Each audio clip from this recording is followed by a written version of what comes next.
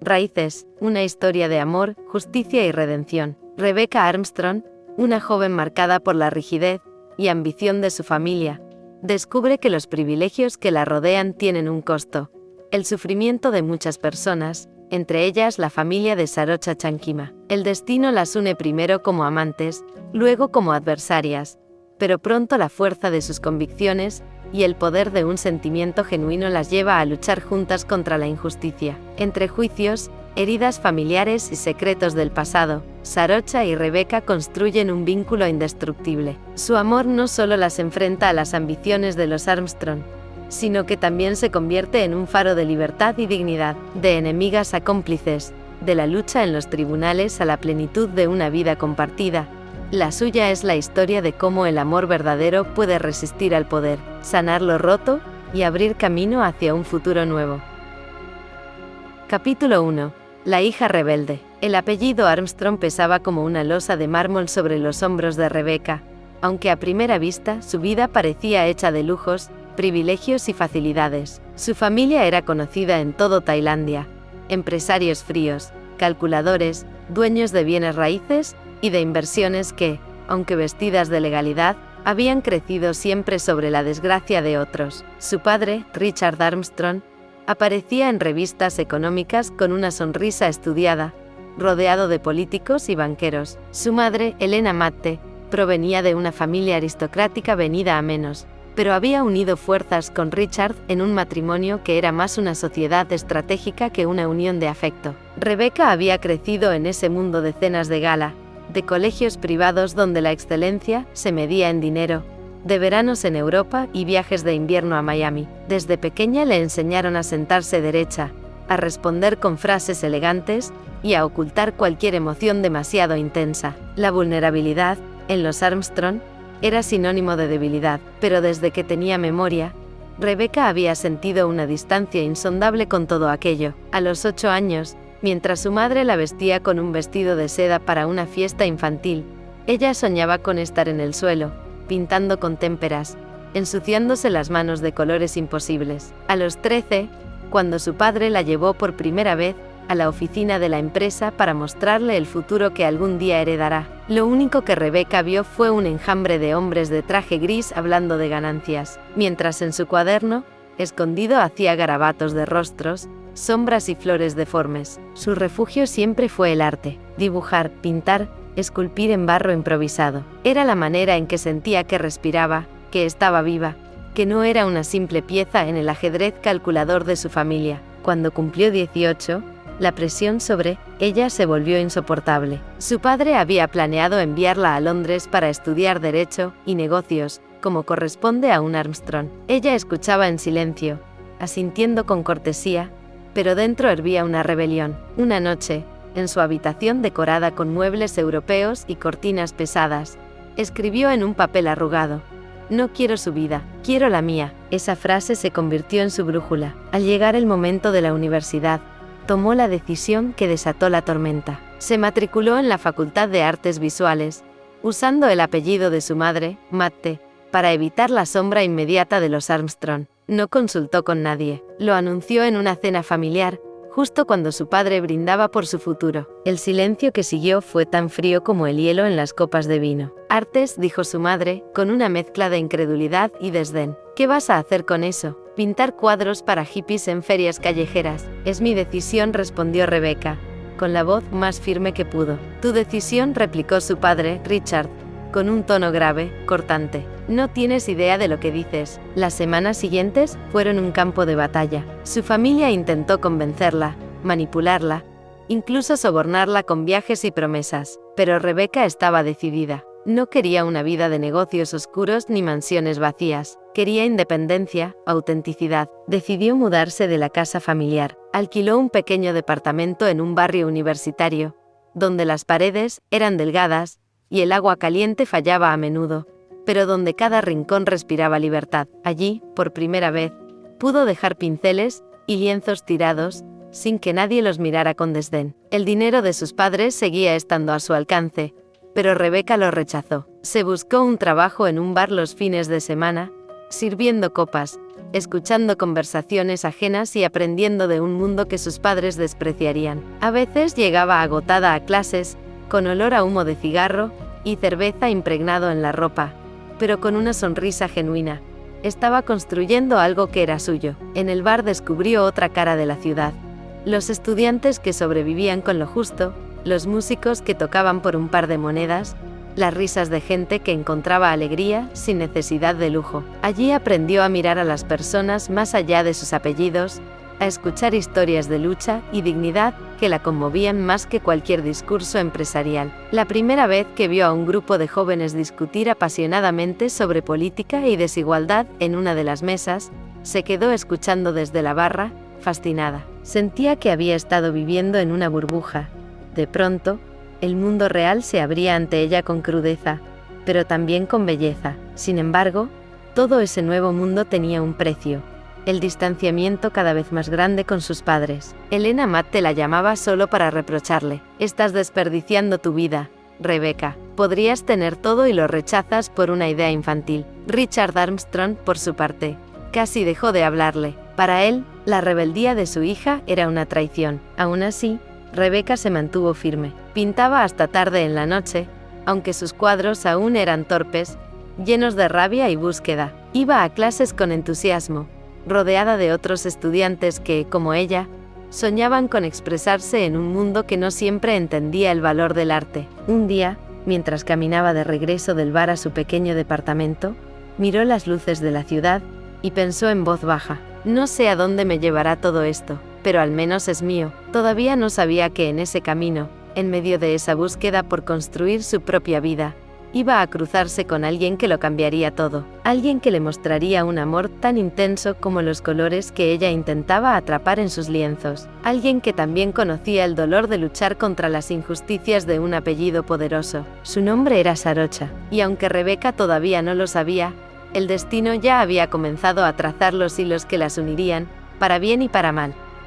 Capítulo 2.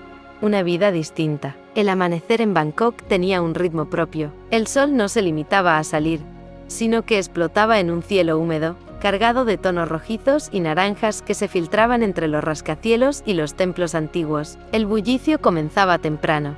Motocicletas, vendedores ambulantes, voces que se mezclaban con el olor a sopa caliente y especias. Para Rebecca, que había pasado la mayor parte de su infancia en barrios residenciales exclusivos donde el silencio se compraba a precio de oro, ese ruido era música. Desde el pequeño departamento que arrendaba cerca de la universidad, escuchaba a diario la vida auténtica desplegarse: el tintinear de los vasos de té en los puestos de la calle, los gritos de los niños jugando en las veredas, el canto lejano de un monje en un templo cercano. Su vida ya no era de mármol ni de cristal, sino de cemento gastado, ventiladores que chirriaban y paredes que necesitaban pintura. Y sin embargo, cada mañana al abrir la ventana, sentía un aire de libertad que nunca había respirado en las mansiones Armstrong. La Universidad de Arte se había convertido en su santuario. Allí no importaba que llevara un apellido de peso, porque lo había escondido cuidadosamente. Era Rebecca Matte, una estudiante más con la piel manchada de óleo y las uñas siempre cubiertas de pigmentos. El campus no era lujoso, pero tenía rincones donde la creatividad vibraba: murales improvisados, esculturas de materiales reciclados, un teatro pequeño donde los estudiantes ensayaban obras experimentales. Su rutina era un vaivén entre clases de pintura, talleres de escultura y tardes enteras dedicadas a observar. Rebecca había descubierto que en Tailandia el arte no solo se expresaba en lienzos, estaba en los mercados, en los templos budistas cubiertos de dorado, en los tatuajes Sakyant grabados en la piel de los peregrinos, en la danza tradicional que mezclaba delicadeza y fuerza. Se dejaba absorber por todo aquello, como si cada rincón del país le ofreciera un color nuevo para su paleta. Pero su vida no era solo pinceles. Los fines de semana trabajaba en un bar pequeño, escondido en una calle lateral que por las noches se llenaba de luces de neón y música alta. No era un local de lujo, más bien un refugio de jóvenes, artistas, mochileros y trabajadores que buscaban olvidar el peso de la rutina. Las mesas eran de madera desgastada, las paredes estaban cubiertas de grafitis y carteles de conciertos, y el aire estaba impregnado de humo y cerveza. Allí, Rebecca aprendió a moverse con soltura. Al principio había sido torpe. Se le caían vasos, confundía pedidos, se sonrojaba cuando alguien le hablaba demasiado rápido en tailandés, pero poco a poco se fue adaptando. Aprendió frases básicas que le permitían sonreír con complicidad a los clientes locales, a servir copas con gracia y a esquivar manotazos de borrachos con un gesto firme. Esa experiencia la hizo fuerte. Le dio un temple que no había tenido en la burbuja Armstrong. A veces llegaba a su departamento con los pies destrozados y el cabello impregnado de humo, pero con una sonrisa que le iluminaba el rostro. Estoy ganando mi propio dinero, se repetía mientras contaba las propinas en monedas. Eran cantidades pequeñas comparadas con lo que sus padres podían gastar en una cena, pero para ella tenían un valor inmenso. Su independencia empezaba a tomar forma también en lo emocional. Los Armstrong habían intentado seguir controlándola desde la distancia. Su madre llamaba con insistencia, enviaba mensajes cargados de reproches, incluso ofrecía transferencias bancarias para que no te falte nada. Rebecca rechazaba todo. Aprendió a colgar el teléfono sin culpa, a ignorar los correos electrónicos en los que su padre la acusaba de arruinar el legado familiar. Poco a poco, la joven fue construyendo un círculo distinto. En la universidad, compartía con otros estudiantes que, como ella, no provenían de privilegios. Conoció a Joy, una escultora apasionada que trabajaba de día en una tienda de ropa y de noche moldeaba arcilla con manos que parecían siempre cubiertas de tierra. También a Min, un pintor que vivía en un dormitorio colectivo y pintaba con pigmentos baratos, pero cuya obra estaba llena de fuerza. Ellos no sabían nada de los Armstrong, ni de los lujos a los que Rebecca había renunciado. La conocían solo como una muchacha que se esforzaba, que trabajaba en un bar y que soñaba con exponer algún día. En ese grupo, Rebecca se sintió por primera vez aceptada. Nadie esperaba de ella trajes caros ni respuestas inteligentes en cenas de negocios. Bastaba con que mostrara sus lienzos, con que se riera a carcajadas durante una comida compartida en el suelo del taller, con que compartiera cigarrillos bajo la lluvia después de un examen agotador. El contraste con su vida anterior era tan grande que a veces se despertaba en medio de la noche preguntándose si había hecho lo correcto, y si el arte no le daba para vivir, y si terminaría mendigando encargos, mientras su familia la miraba con lástima desde sus mansiones. La duda la atravesaba como un cuchillo, pero bastaba con entrar al taller, con sentir el olor de los óleos, para recordar que ese era el único lugar donde respiraba de verdad. Una tarde, mientras pintaba un retrato de su propia mano, una mano manchada, nerviosa, imperfecta, Rebecca se sorprendió llorando. No era tristeza, era la certeza de que estaba comenzando a encontrarse. El bar, por su parte, le daba otra clase de lecciones. Allí aprendió a leer miradas, la del músico que tocaba la guitarra con el alma rota, la del turista que buscaba compañía en la noche, la de las chicas que bailaban libres entre luces de neón. Entendió que cada persona llevaba una historia, un peso, una esperanza. A veces pensaba que ese lugar era su segunda universidad, donde lo que se aprendía no estaba en libros, sino en los cuerpos, en las sonrisas y en las cicatrices. Una noche, mientras servía una cerveza, un cliente le preguntó con curiosidad: ¿por qué trabajas aquí? No pareces de este mundo. Rebecca lo miró a los ojos y respondió con una sonrisa enigmática: porque quiero ser parte de este mundo. Era verdad. Poco a poco, la máscara de hija de empresarios se desmoronaba. La muchacha que había aprendido a sonreír con frialdad en las cenas de gala se iba borrando, reemplazada por alguien más genuino, más frágil, pero también más fuerte. No lo sabía aún, pero esa mezcla de vulnerabilidad y firmeza sería lo que más llamaría la atención de alguien que pronto aparecería en su vida. Alguien que también estaba luchando contra sus propios fantasmas, contra la amenaza de perder lo poco que tenía, contra el peso de un apellido que detestaba, Armstrong. Y en ese cruce de caminos, el destino comenzaba a preparar el primer encuentro. Capítulo 3.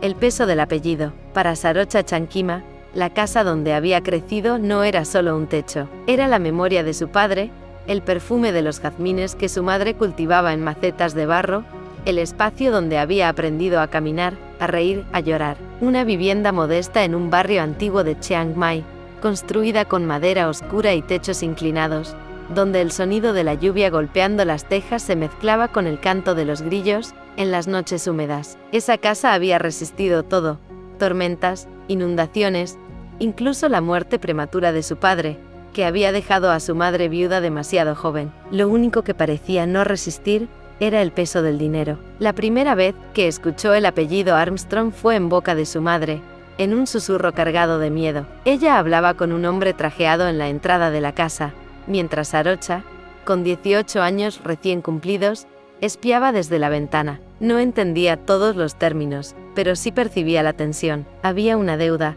un préstamo que en su momento había parecido la única salida para reparar el techo después de una inundación y cubrir los gastos médicos de la abuela enferma. El hombre hablaba en tailandés, pero en medio de sus frases se colaba un apellido extranjero, áspero: Armstrong. Las condiciones son claras, decía. O cumplen con los pagos, o la propiedad pasa a manos de la empresa. La madre de Sarocha asintió, con la cabeza gacha, como si aquel apellido cargara un poder imposible de desafiar. Desde ese día, Armstrong se convirtió en un fantasma que rondaba la casa. Era el nombre que aparecía en los papeles de la hipoteca, el que se repetía en las cartas con cifras imposibles de pagar, el que hacía que su madre pasara noches enteras en vela, revisando cuentas con los ojos enrojecidos. Sarocha lo odiaba. No sabía quién era esa familia extranjera que se enriquecía con el sufrimiento de gente común, pero cada vez que escuchaba el apellido sentía un nudo en el estómago. La joven hacía lo que podía para ayudar.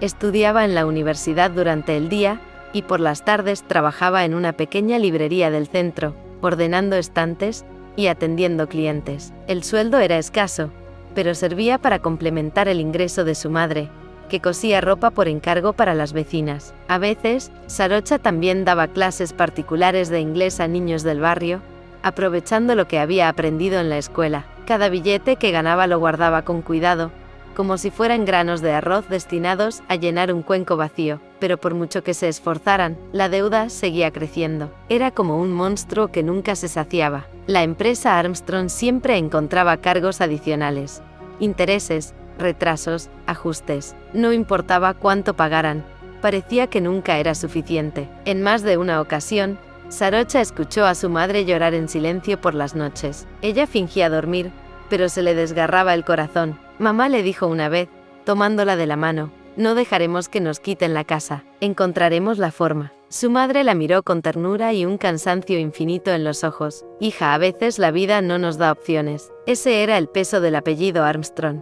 la sensación de que todo estaba decidido de antemano, de que la injusticia venía disfrazada de legalidad, de que no importaba cuánto se luchara, siempre había alguien más poderoso que dictaba el destino. A pesar de todo, Sarocha no era de las que se rendían fácilmente. Su carácter había sido forjado en las dificultades, y cada obstáculo solo alimentaba su terquedad. Si tenía que trabajar el doble, lo haría. Si tenía que sacrificar sus estudios, lo consideraría. Pero la idea de ver a su madre desalojada, de perder los recuerdos de su padre junto con las paredes que los guardaban, le resultaba insoportable. A veces, en sus pensamientos más oscuros, se preguntaba quiénes eran los Armstrong. Eran una familia, una empresa, un hombre de traje al otro lado del mundo. Se los imaginaba como rostros fríos, sonrisas calculadas, personas que nunca habían sentido lo que era perder algo querido, personas para quienes su hogar no era más que un número en una hoja de contabilidad. Lo que nunca sospechaba,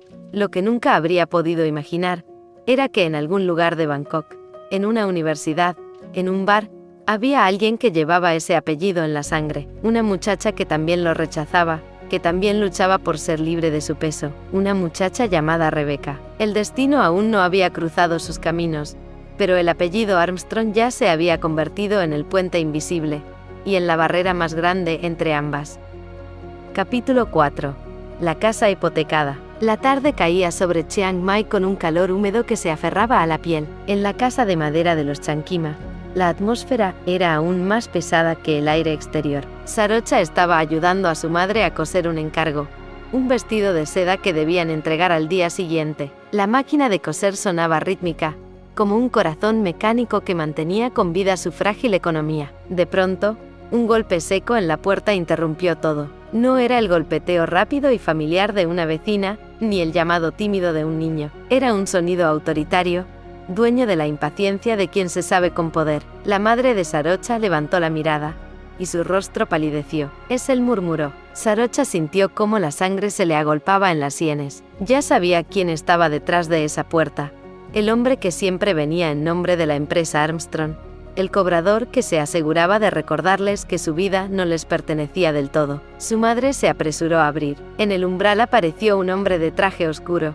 A pesar del calor sofocante, tenía la piel curtida por el sol, pero sus modales eran calculados, como si llevara consigo la autoridad de alguien mucho más poderoso. Llevaba un portafolio de cuero y una sonrisa que nunca llegaba a los ojos. Señora Chankima saludó con un tono cortés, pero vacío. Vengo a recordarle que hoy vence otra cuota del préstamo. La madre de Sarocha se inclinó ligeramente, un gesto de respeto que le salía automático, aunque cada fibra de su ser quisiera rebelarse. Lo sé, señor Somchai. Estamos haciendo todo lo posible. El hombre entró sin esperar invitación. Caminó por la pequeña sala, observando los muebles modestos, las fotografías familiares colgadas en las paredes. Cada mirada suya parecía una inspección, como si ya se estuviera apropiando mentalmente de cada objeto. Hacer lo posible no es suficiente, señora, dijo, dejando el portafolio sobre la mesa. El contrato es claro. Si no hay pago completo, el banco Armstrong iniciará el proceso de recuperación de la propiedad. Sarocha, que hasta entonces había permanecido en silencio, apretó los puños. La palabra recuperación le sonaba a robo descarado. Mi madre está cumpliendo, dijo con firmeza. Cada mes entregamos lo que podemos. El hombre la miró por primera vez, con una mezcla de condescendencia y burla. ¿Y quién es usted para hablar de contratos? Este no es un juego, jovencita. Las deudas no esperan. La madre de Sarocha la tomó del brazo, en un gesto implícito de pedirle calma, pero la rabia ya hervía en ella. No somos ladrones, insistió. No pedimos ese préstamo para lujos. Fue para salvar nuestra casa después de la inundación, para sobrevivir. No lo entiende. El prestamista esbozó una sonrisa gélida. Las razones no importan. Lo único que importa es la firma. Y su firma está aquí. Sacó un documento del portafolio y lo extendió sobre la mesa. Mire. Aquí mismo, Armstrong Properties, un apellido respetado, poderoso. No se juega con ellos. Sarocha sintió un escalofrío recorrerle la espalda. Ahí estaba, impreso en letras grandes.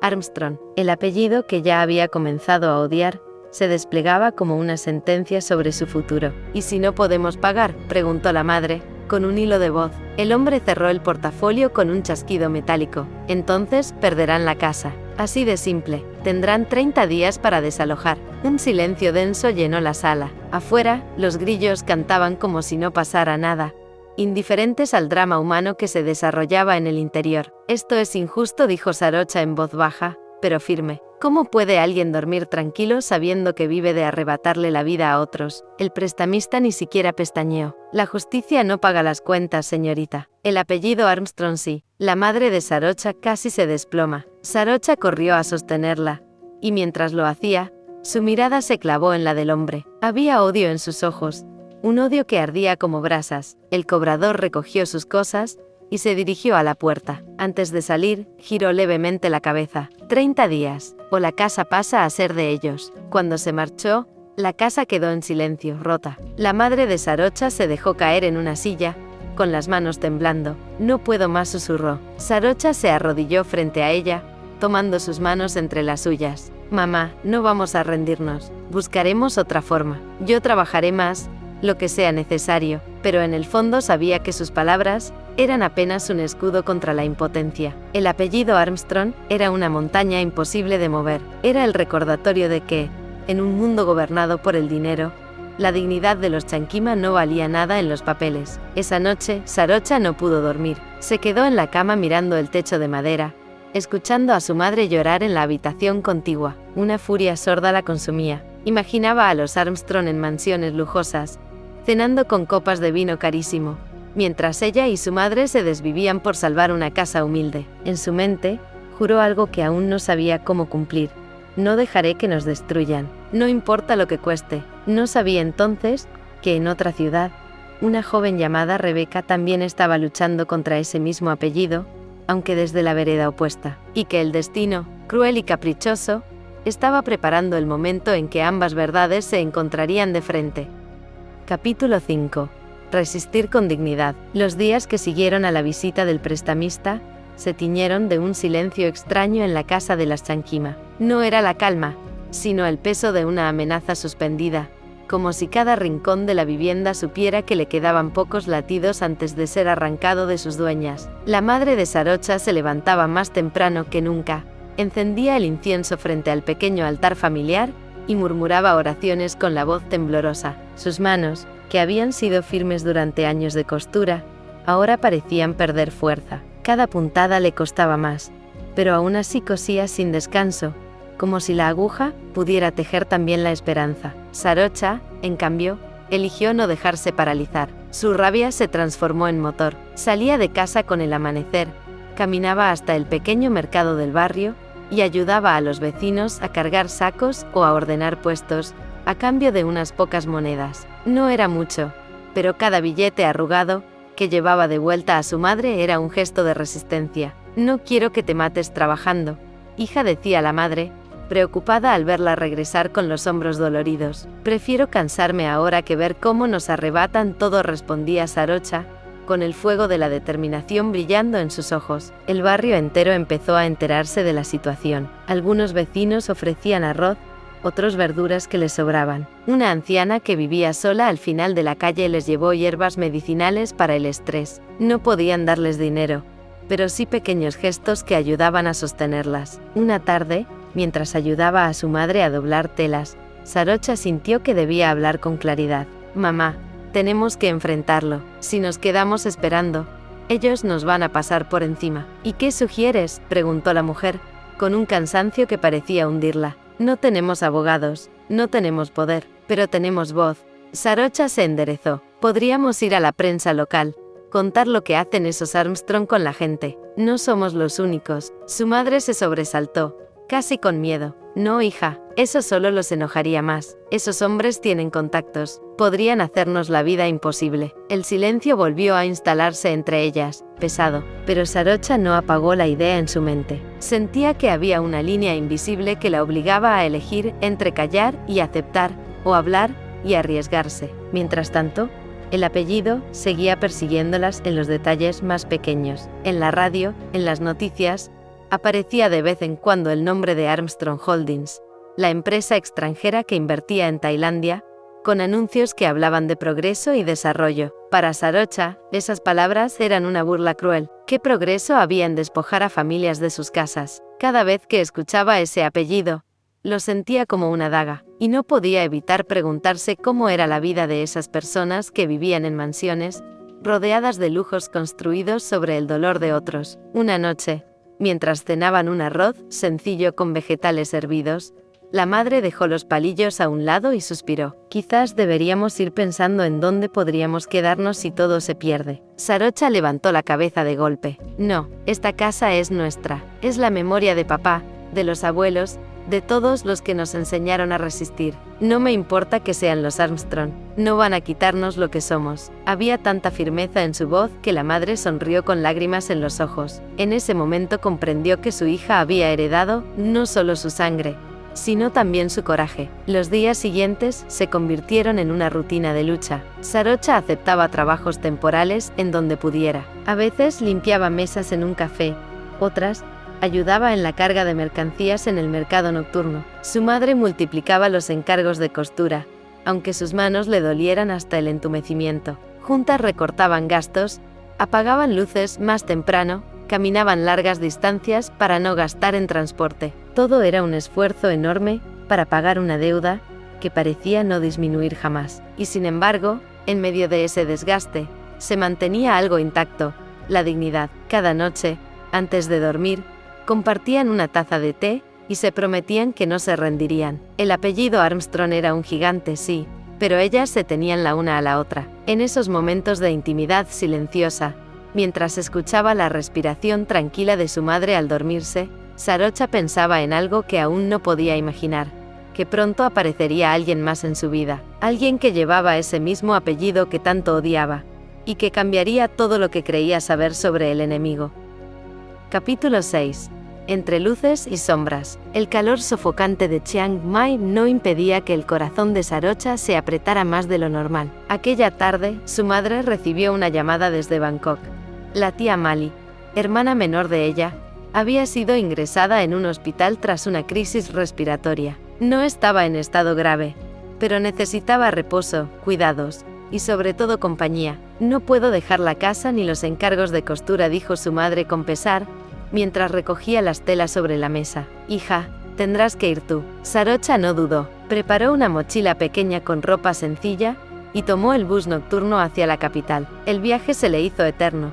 9 horas en un asiento incómodo, con el traqueteo de la carretera y el murmullo de los demás pasajeros. Intentaba dormir, pero en su mente las imágenes se mezclaban.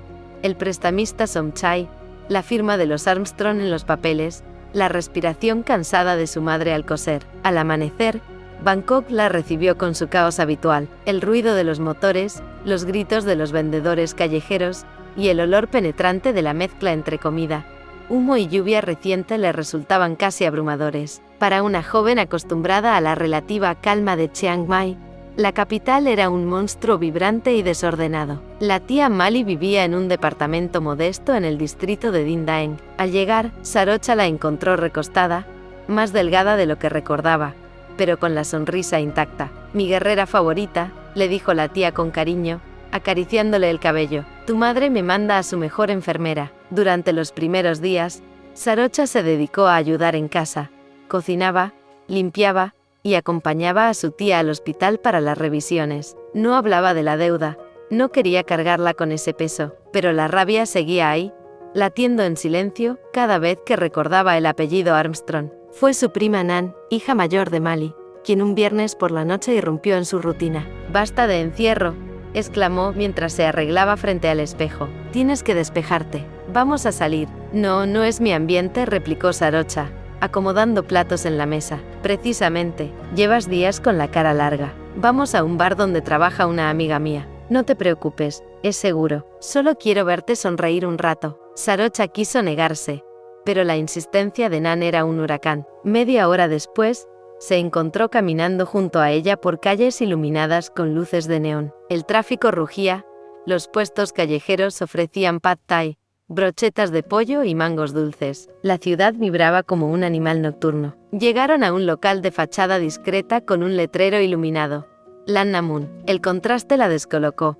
Dentro, el ambiente era íntimo, iluminado por faroles de papel que colgaban del techo. Un murmullo de conversaciones, risas y música suave llenaba el aire. Nan la condujo hasta una mesa cerca de la barra. «Te va a gustar, verás», dijo, guiñándole un ojo. Detrás de la barra, Rebeca ya estaba en su ritmo habitual. Esa noche llevaba una camisa negra sencilla, el cabello recogido de forma descuidada, y los brazos aún manchados de restos de pintura que no había logrado quitarse tras pasar la tarde en el taller de la universidad. Movía las manos con seguridad, mientras preparaba tragos coloridos, y cada tanto sonreía a los clientes como si con ello lograra encender un rincón más del bar. Cuando vio entrar a Nan, le devolvió un gesto de complicidad, pero fue imposible no notar a la chica que la acompañaba. Tenía la postura erguida, la mirada seria y un aire de estar a la defensiva, como si se negara a ser parte del bullicio. Rebeca, acostumbrada a leer rostros, sintió algo distinto en esa presencia. Nan pidió 2 cervezas en tailandés fluido. Rebeca sirvió las botellas y las llevó personalmente a la mesa. Cuando dejó una frente a Sarocha, la miró por primera vez a los ojos. Fue solo un segundo, pero bastó.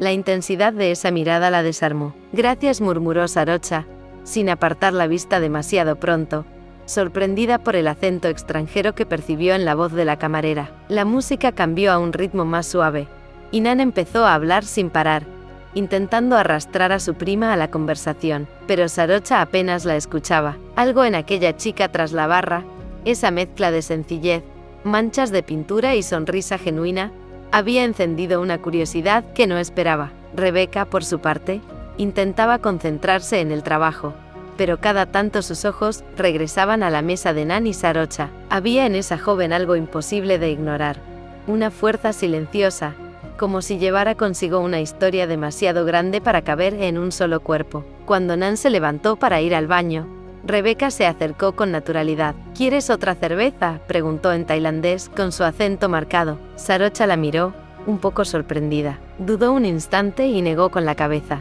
No, estoy bien. Es tu primera vez aquí, ¿verdad? Insistió Rebeca con una sonrisa ligera. ¿Cómo lo sabes?, replicó Sarocha, arqueando una ceja. Lo noto en tus ojos. Estás mirando todo como si aún intentaras descifrarlo. La respuesta dejó a Sarocha sin palabras. No estaba acostumbrada a que alguien la leyera con tanta facilidad. Antes de que pudiera contestar, Nan regresó, y Rebeca se retiró con la misma naturalidad con que había llegado. El resto de la noche transcurrió entre risas, música y vasos tintineando, pero algo ya había quedado sembrado. Cuando salieron del bar, Sarocha miró de reojo el letrero del Anna Moon iluminado en la penumbra. No entendía por qué, pero sintió que ese lugar no sería uno más en su memoria. Dentro, mientras limpiaba vasos, Rebeca pensaba en la chica de mirada firme. No sabía aún su nombre, pero intuía que no sería la última vez que se cruzarían. Entre luces cálidas y sombras densas, el destino había empezado a trazar su línea invisible.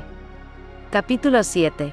Ecos del pasado. El viaje de regreso a Chiang Mai había sido silencioso, casi tanto como la sensación que se arremolinaba en el pecho de Sarocha. El autobús avanzaba por la carretera iluminada tenuemente por farolas dispersas, y a través de la ventana, las sombras de montañas lejanas parecían moverse como gigantes adormecidos. Sarocha apoyó la frente en el vidrio frío, y se permitió un suspiro. El recuerdo de la noche en Bangkok persistía, como una llama pequeña que se negaba a apagarse. No era exactamente el bar, ni las luces, ni la música que había vibrado en sus huesos. Era ella, la muchacha de ojos profundos que parecía moverse entre luces y sombras con naturalidad, como si hubiese nacido para vivir en mundos divididos. Rebeca, había dicho su prima, con una sonrisa traviesa que aún no terminaba de comprender. Durante el viaje de vuelta, Sarocha intentó apartar la imagen de la mente, pero volvía con insistencia. El gesto de Rebeca al limpiar una mesa mientras veía, el leve brillo en su sonrisa contenida, la forma en que sus miradas se cruzaron apenas un instante, suficiente para que el tiempo se suspendiera. No era algo que buscara, ni mucho menos algo que tuviera permitido. Con la amenaza constante de perder su hogar, con los números imposibles de las cuotas hipotecarias, con el peso de sostener a su madre, ¿cómo podría darse el lujo de pensar en alguien más? Y sin embargo, ahí estaba. Cuando el bus finalmente llegó a Chiang Mai, la mañana apenas comenzaba a despuntar. La estación bullía con la mezcla de vendedores, turistas y trabajadores que corrían a sus oficios diarios. Sarocha tomó un tuk-tuk y dejó que el aire fresco de la ciudad le despejara las ideas. Al doblar por la calle de su barrio, vio su casa, pequeña, de madera ya gastada, pero con un jardín que su madre mantenía vivo con terquedad, flores que parecían desafiar a la adversidad. Su madre la esperaba en la entrada, con el delantal puesto, y los ojos llenos de ternura. «¿Cómo está tu tía?», preguntó enseguida, abrazándola. «Un poco mejor», respondió Sarocha, devolviéndole el abrazo con fuerza. «Está más animada ahora que sabe que no está sola». La madre sonrió con alivio, pero pronto, como si la realidad tuviera un reloj propio para recordarles su fragilidad, un golpe seco resonó en la puerta. Sarocha se giró. Dos hombres de traje oscuro, con expresiones neutras, esperaban con papeles en mano. El aire se volvió denso. La madre frunció el ceño, mientras Sarocha sintió que todo el breve respiro que había encontrado en Bangkok se desmoronaba. «Venimos en representación del señor Armstrong», dijo uno de ellos con voz cortante. «El plazo vence pronto. Si no hay pago, la propiedad será ejecutada». La palabra Armstrong cayó como una piedra en el corazón de Sarocha. No era nueva, la había escuchado demasiadas veces en los últimos meses, pero cada repetición parecía abrir más hondo el mismo tajo. Ese apellido simbolizaba abuso,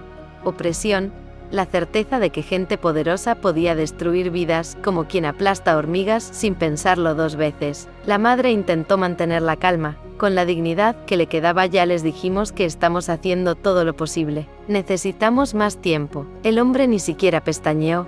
El señor Armstrong no concede más tiempo, una semana. Después de eso, procederemos. El golpe final vino con la frialdad con la que extendió el documento hacia ellas, como si se tratara de un trámite insignificante. Cuando los hombres se marcharon, el silencio que dejaron pesaba más que sus palabras. Sarocha apretó los puños. Quiso gritar, lanzar la hoja al suelo, correr tras ellos y exigir justicia, pero solo logró contener el temblor en sus manos. Sabía que esas batallas no se libraban en voz alta, La familia Armstrong jugaba con las reglas del dinero, de los contratos y del poder, un terreno en el que ella no tenía armas. Esa noche, mientras ayudaba a su madre con la cena, Sarocha se sorprendió recordando los ojos de Rebecca otra vez. Por un instante, casi con vergüenza, pensó en cómo sería contarle a alguien que la escuchara de verdad, que no llevara consigo la carga de los Armstrong, que pudiera ver el miedo y el cansancio detrás de sus silencios, pero enseguida se reprendió a sí misma.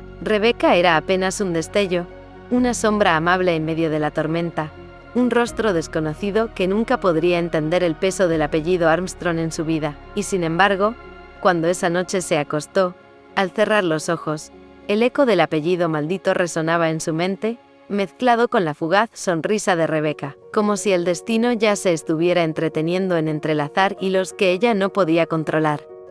Capítulo 8. Reencuentro inesperado. La semana había sido intensa para Rebecca. Su universidad, en Bangkok, había seleccionado varias de sus pinturas para una exposición itinerante, y esta vez el destino la llevaba a Chiang Mai. La idea de viajar le emocionaba. No solo podía mostrar su arte, sino también explorar una ciudad que apenas conocía. Mientras preparaba su maleta, su mente volvía al recuerdo de aquella noche en el bar Lan Namun. La tailandesa de mirada intensa, los ojos que parecían contener secretos, la risa breve que había logrado arrancarle una sonrisa entre luces y sombras. No podía apartar esa imagen de su mente. Algo en ella la había marcado, y aunque habían sido pocas horas, el encuentro había quedado grabado como un destello imposible de olvidar. El viaje en tren hacia Chiang Mai fue largo, pero Rebecca no sentía cansancio. Cada paisaje que pasaba por la ventana parecía anticipar la exposición, y, en su corazón, el reencuentro que esperaba secretamente. Su apellido, Matte, que siempre había usado para protegerse del legado Armstrong, la acompañaba como un escudo silencioso. Nadie sospechaba su origen real, ni siquiera ella misma quería recordarlo en estos días de libertad y arte. Sarocha, por su parte, continuaba con la rutina habitual en Chiang Mai. La amenaza del prestamista Armstrong seguía latente, como una sombra que todo lo cubría. Aún así, el recuerdo de Rebecca había permanecido intacto desde la noche en Bangkok. Cada vez que pensaba en ella, un calor extraño recorría su pecho, la curiosidad, la admiración y un deseo silencioso de conocerla más. La exposición se realizó en un pequeño centro cultural del casco antiguo de Chiang Mai. Las paredes estaban cubiertas de lienzos, fotografías y esculturas de jóvenes artistas. Rebecca, nerviosa, colocó su obra entre otras tantas, asegurándose de que la iluminación resaltara los colores cálidos y las sombras profundas que habían tardado semanas en lograr ese efecto. Cuando la puerta del centro se abrió, Sarocha entró con pasos firmes, acompañando a un grupo de vecinos y amigos que la animaban a distraerse de los problemas de la casa, y entonces la vio. Rebecca estaba allí, justo frente a su obra, ajustando un detalle de la iluminación. Sus manos manchadas de pintura, la concentración en su rostro, y la ligera sonrisa que se le escapaba al ver cómo su pintura cobraba vida. Todo encajó en la memoria de Sarocha. Reconoció inmediatamente a la chica del bar, aquella que la había hecho sentir un mundo distinto por unas horas, lejos de deudas y sombras. Se acercó lentamente, dudando si hablarle. Ni siquiera sabía su nombre.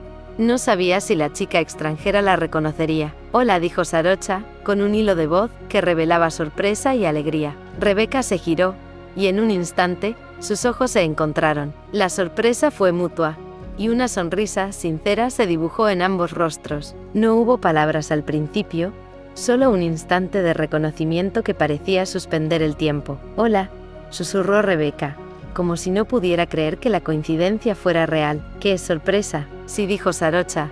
«Creo que todavía no nos hemos presentado». «Soy Sarocha Chankima». Rebecca sonrió, y se presentó también. «Soy Rebecca Matte». Ambas se acercaron lentamente, con la emoción contenida y una mezcla de nerviosismo y alegría. No era un encuentro casual. Era el cruce de dos caminos que ya habían dejado huella desde la primera mirada en Bangkok. Mientras conversaban, Sarocha no pudo evitar que su mente recordara la sombra que acechaba su vida. El apellido Armstrong, aunque Rebecca con esa energía liviana la podría hacer olvidar cualquier problema que deambulara en su cabeza. «Tu pintura es impresionante», dijo Sarocha, tratando de centrarse en la obra. «Tienes un talento increíble». «Gracias, significa mucho viniendo de ti», respondió Rebecca, con una mezcla de timidez y sinceridad. El contacto visual se prolongó un segundo más de lo que ambas podían sostener, y en ese momento quedó claro que había algo más allá de la admiración, una conexión que ninguna de las dos podía ignorar. El resto de la tarde transcurrió entre risas, comentarios sobre arte y anécdotas de Bangkok y Chiang Mai. Para Sarocha, cada palabra de Rebecca era un bálsamo contra la presión que la sombra de Armstrong ejercía sobre su vida. Y para Rebecca, cada gesto y mirada de Sarocha confirmaba que aquel encuentro no había sido casual, sino un aviso del destino. Cuando se despidieron, con la promesa de verse nuevamente antes de que Rebecca regresara a Bangkok, ambas sabían que algo había cambiado. La chispa que se había encendido en el bar esa noche ahora ardía con fuerza. Un lazo sutil, lleno de posibilidades y de secretos, que las uniría a pesar de todo. Mientras Sarocha regresaba a su hogar, el nombre Armstrong volvió a resonar en su mente, mezclado con el recuerdo de Rebecca. La sombra estaba ahí, siempre presente, pero por primera vez desde hace meses, Sarocha sentía que alguien, podía iluminar su mundo. Capítulo 9. Helados y promesas. La mañana siguiente amaneció tibia en Chiang Mai, con los primeros rayos del sol filtrándose entre las cortinas de madera de la casa de Sarocha. Después de la exposición, la joven tailandesa despertó con un sentimiento extraño, una mezcla de anticipación y nerviosismo. El recuerdo de Rebecca la acompañaba en cada instante, desde la manera en que había hablado de su pintura, hasta la risa breve y contenida que la había hecho sonreír sin darse cuenta. Con el teléfono en mano, Sarocha escribió un mensaje. Hola Rebecca, si quieres, puedo invitarte a un helado antes de que regreses a Bangkok. Sería bueno verte un rato más. Lo envió y esperó, tratando de controlar la impaciencia que latía en su pecho. No pasó mucho tiempo antes de que llegara la respuesta. Claro, me encantaría. ¿Dónde nos vemos? Eligieron un pequeño local de helados en el casco antiguo, famoso por sus sabores exóticos: mango con chile, tapioca dulce, y un clásico de coco que prometía derretirse lentamente en la lengua. Sarocha llegó primero, nerviosa, jugando con los cordones de sus sandalias, mientras miraba la calle esperando la figura de Rebecca. Cuando finalmente la vio aparecer, llevando la mochila al hombro, y con el cabello recogido descuidadamente, un calor familiar le recorrió el cuerpo. Rebecca sonrió al verla, y por un instante, las palabras se quedaron atrapadas entre ambas. Hola, dijo Sarocha, con un hilo de voz que apenas pudo controlar. Hola, respondió Rebecca, con la misma mezcla de timidez y entusiasmo que la había marcado en la exposición. Qué lindo lugar elegiste. Se sentaron frente a frente, cada una con su cono de helado, observando cómo el dulce se derretía lentamente bajo el sol de la tarde. La conversación fluyó sin esfuerzo, como si los recuerdos de la noche en el bar y la exposición las hubieran preparado para este instante. Hablaban de cosas pequeñas, sabores favoritos, la arquitectura de Chiang Mai, los lugares que querían visitar. Pero bajo esas palabras, latía un entendimiento silencioso, una complicidad que no necesitaba explicación. No puedo creer que tengas que regresar tan pronto, dijo Sarocha, intentando ocultar la urgencia en su voz. Lo sé, asintió Rebecca. La universidad y el trabajo me esperan, y además tengo pendientes en Bangkok. Pero esto ha sido increíble, verte otra vez, aunque sea por un día, vale la pena. Sarocha sonrió, aunque el peso del apellido Armstrong volvía a aparecer en su mente, como una sombra distante que no podía ignorar. Aún así, decidió concentrarse en el presente, el helado, la risa de Rebecca, la sensación de que, aunque breve, ese encuentro estaba lleno de posibilidades. Antes de despedirse, se prometieron mantenerse en contacto, aunque fuera a través de mensajes, pequeños hilos que mantendrían vivo ese vínculo que ya empezaba a crecer. Sarocha envió su primer mensaje de manera casi temblorosa, y Rebecca respondió con rapidez, llenando la pantalla de emojis y palabras cálidas que hicieron que el corazón de Sarocha se acelerara. Cuando Rebecca partió hacia el tren que la llevaría de regreso a Bangkok, ambas se miraron por última vez, con la certeza silenciosa de que esto no era un adiós definitivo. El helado se había derretido, pero la conexión que habían iniciado permanecía intacta, más dulce que cualquier sabor en la ciudad. Sarocha regresó a casa caminando lentamente, con el sol cayendo tras las montañas. Por primera vez en semanas, sintió un pequeño respiro en medio de la presión que Armstrong representaba. Esa noche, antes de dormir, revisó el teléfono una y otra vez, leyendo y releyendo los mensajes de Rebeca mientras viajaba en el bus. Cada palabra, cada emoji, era un recordatorio de que algo nuevo, algo inesperado, estaba floreciendo en su vida. Y aunque el futuro prometía desafíos, Sarocha cerró los ojos con una sonrisa, aferrándose a la certeza de que, a veces, incluso los encuentros más breves podían cambiarlo todo. Capítulo 10.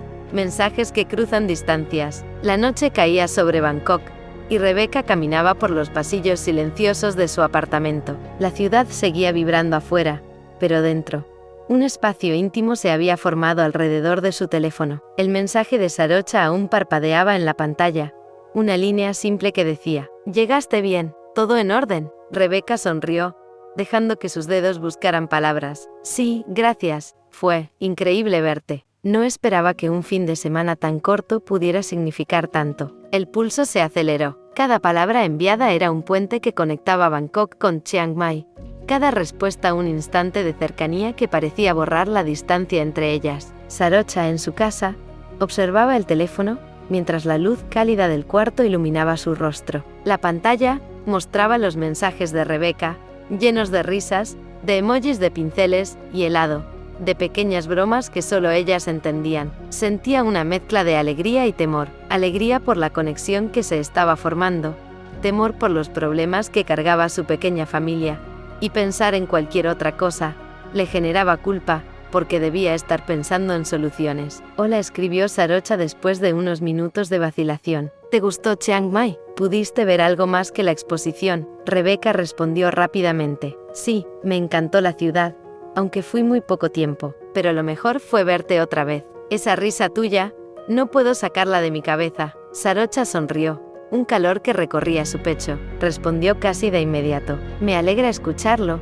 yo tampoco puedo sacarte de mi cabeza». La conversación continuó por horas, entre mensajes cortos, fotografías de sus entornos, stickers y pequeñas confesiones sobre la vida universitaria, los cafés que solían visitar y los lugares secretos de sus ciudades. La distancia física se desdibujaba con cada palabra, y aunque la conexión crecía, también lo hacía la tensión silenciosa. En un momento, Rebeca preguntó: «¿Todo bien con tu mamá?». Sarocha sintió un nudo en la garganta. La pregunta, inocente, rozaba la herida abierta por la deuda y la sombra de Armstrong. Sabía que no podía explicarle todo, no todavía. Decidió suavizar la respuesta. «Sí, todo bajo control, nada que no podamos manejar». «Me alegra», respondió Rebeca. «Ojalá pudiera ayudarte de alguna manera, aunque sea solo para que no tengas que preocuparte tanto». El mensaje hizo que Sarocha sintiera la presión en el pecho, un deseo intenso de contarle la verdad mezclado con la necesidad de protegerla.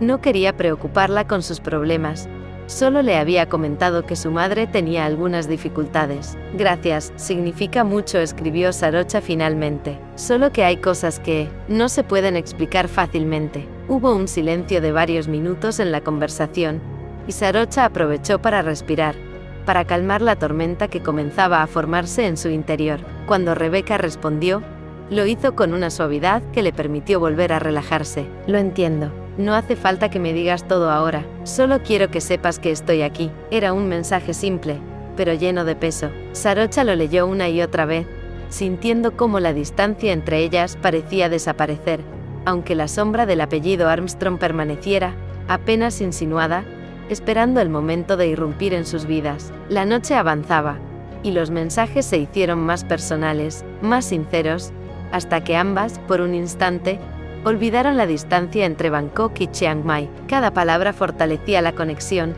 cada risa compartida por chat era un puente sobre los obstáculos que aún no podían enfrentar. Cuando finalmente Sarocha se recostó en su cama, el teléfono apoyado sobre su pecho, sabía que algo había cambiado. La conexión con Rebeca no era solo un recuerdo de un encuentro fugaz en un bar o una exposición, era una promesa silenciosa, un hilo que las mantenía unidas pese a la distancia, y que a la vez traía consigo la anticipación de conflictos que ninguna de las dos había previsto. Mientras el sueño comenzaba a llegar, Sarocha pensó en Rebeca con una mezcla de ternura y preocupación. Había descubierto algo más que la risa y la mirada de esa joven. Había encontrado una chispa capaz de iluminar incluso los días más oscuros. No olvides seguir el canal, suscribirte, darle me gusta, y seguir disfrutando de la historia.